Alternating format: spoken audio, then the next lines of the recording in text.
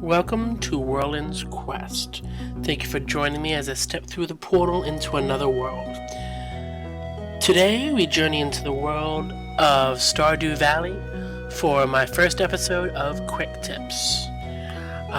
In this episode, I will be giving you a few tips that I have found to be useful in game, and this might be especially useful for this game, seeing as it just came out. It's a very fun game. Not Monster Rancher. Wow, Harvest Moon on Steam, basically.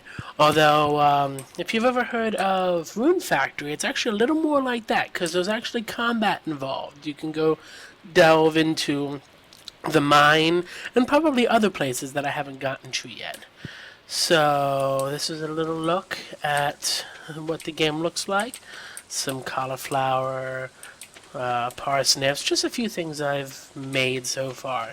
So the first tip that I would like to tell you is about the energy meter here. Whenever you use tools, unfortunately at this moment, even if you don't use them correctly, say you use the fishing pole and it doesn't hit water, or say you accidentally swipe with the scythe and don't hit anything, your energy goes down, or at least it did sometimes. See? Okay. Sometimes it takes energy even when you're not using it correctly. But anyway, if you bring your energy all the way down, you'll get a little warning over here that says you're getting exhausted. Now, if you go home and go to sleep, when you wake up the next morning, you'll have a full energy bar again.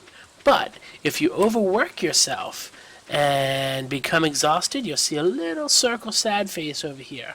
And that is a bad thing. Not only can you not run like I am now, you'll be stuck moving at a pace like this, you will also wake up the next day with only half of your energy, which is actually quite devastating when you start to have quite a big farm.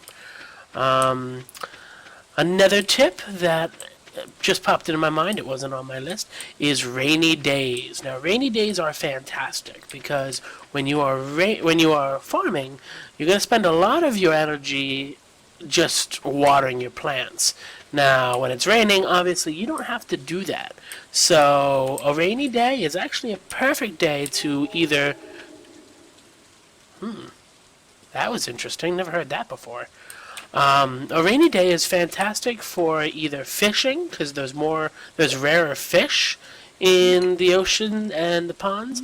Now, I don't know if there's any fish in here. I only seem to catch garbage in this pond here. But rarer fish will come out and bite, and yeah, see driftwood. And also, it is also a really good day to go to the mines, because the mines spawn rarer creatures and better items on a rainy day. Why? Not sure, but that's how it goes. That is quite creepy. I've never heard that before. Okay. Another thing to keep in mind is if you see worms in the ground, there'll be a little square patch with little they look like worms, I guess. I've only found one. I'm going to see if I can look around and find another for you quick.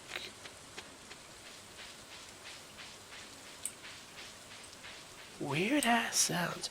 Anyway, if you do happen to find one and you use your hoe, you will end up digging up something pretty sweet. Last time I found one, it was an artifact for the museum. But I hear you can find quite a lot of good stuff that way. Yeah, I'm not seeing any worms, but I thought I'd let you know. Another thing is when you start the game, you only have your first row here. You can only hold this amount of items, the top row there. Now, if you go to the shop, which you can find by going straight into town through the right hand of your farm, and go straight, you will find a little shop that sells a pouch. That pouch costs 2,000 gold. And let me tell you, it is worth it, because I cannot tell you how much I have thrown away or I had to make separate trips back to my chest just to deposit stuff. This extra row here is invaluable. There's also another row here that you can buy. I think it's either 4,000 or 5,000 gold for the next one. So heavy investment, but definitely worth it. Chests are another fantastic thing to keep. I like to keep one right on my front porch. It's the only one I have at the moment.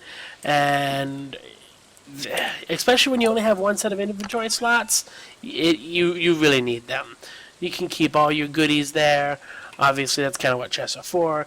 But it is recommended that you keep at least one of every item you find, because you will find daily quests on the bulletin board in front of the shop.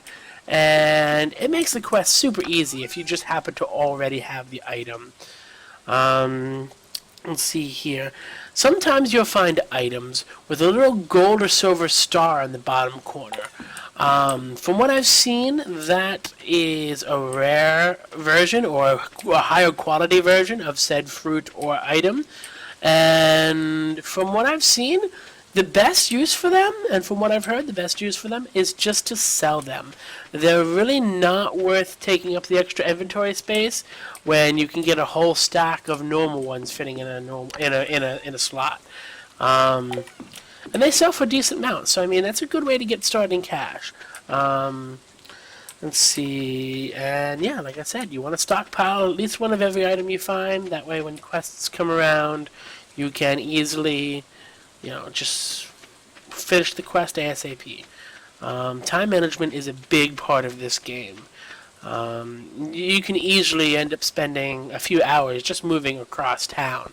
So at the beginning of my day, I like to pause the game by hitting the menu. As you see, the time is paused. And I like to really think about exactly what I'd like to do that day. Kind of plan it out. That way I don't waste any time. Because you will be surprised how quickly time flies. Which actually does remind me of one other thing I wanted to mention about the energy gauge. Now, if you stay up till I believe it's 2 a.m., you will pass out. You will fall asleep wherever you're standing, and the doctor will find you and take you home. Not only will he charge you, you will wake up the next morning with little to no energy whatsoever, which makes the day very tough. So you really don't want to have to go through that. Here is the quest board I was talking about. Let's see here. I need green algae if it's not too inconvenient. Yeah, that's pretty sweet. Unfortunately, I don't have any green algae on me. I don't have any in my chest either. But that's just a quick rundown. Very fun game. Has a great sense of humor. It's just endlessly entertaining. You'll find yourself at the end of every single day going, you know what? Just one more. Just one more. I highly recommend picking it up. It is $15 on Steam or Good Old Games, and it's made by a little indie company. So every purchase is appreciated. Thank you for taking time to watch this video. I hope you enjoy, and I hope I've made life a little easier for you when it comes to this game. Please like and subscribe. Leave any comments. If you have any tips of your own, I'd love to hear them. I'm still learning a lot of the game myself, so you might know stuff that I don't. Okay, this is Worland, signing off.